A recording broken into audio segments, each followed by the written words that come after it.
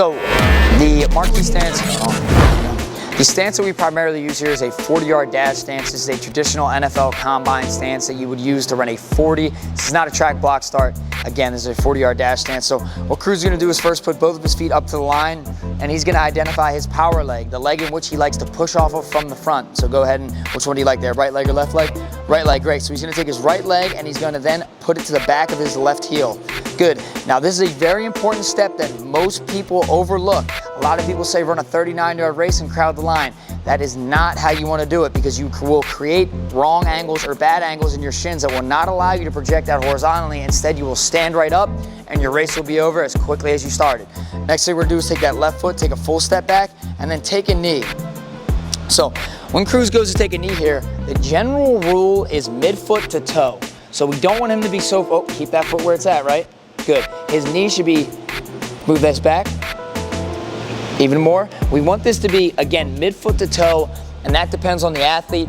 But more skill athletes, the smaller you are, the more closer that knee is going to be to the toe. If you're a bit bigger, the knee is going to be back a little farther. But again, you just want to play with it in that little kind of rule window of midfoot to toe. Now Cruz is going to put both hands down. Good. Notice how his hands are open facing this way. We do not want to put them down like this. We want to have a traditional track stance on the fingertips here. Next thing he's going to do is make sure that back foot is really dug in. The back foot is going to support about 20% of your weight.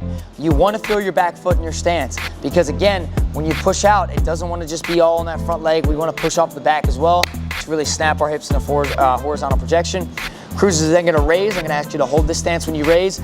You want to feel like your hips are slightly above your shoulders. Go ahead and raise up for me really high.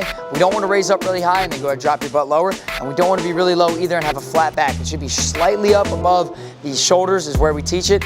And these angles right here in the legs are very important. They should both be facing the direction that you want to go.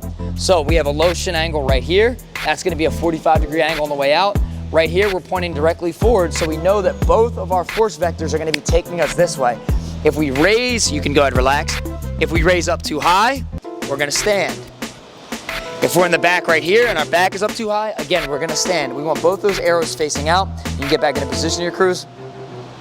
Once we get to that point, we're going to raise that front leg's hand back, so that right leg is up forward, so we're going to raise the right hand back, and then you can go ahead and take off. Good, that's the basics of it. Now we're going to cover this more in depth in different videos as we continue to go through the online programming. But this is where I want you to start at for now. Don't overthink the stance, just get comfortable in it.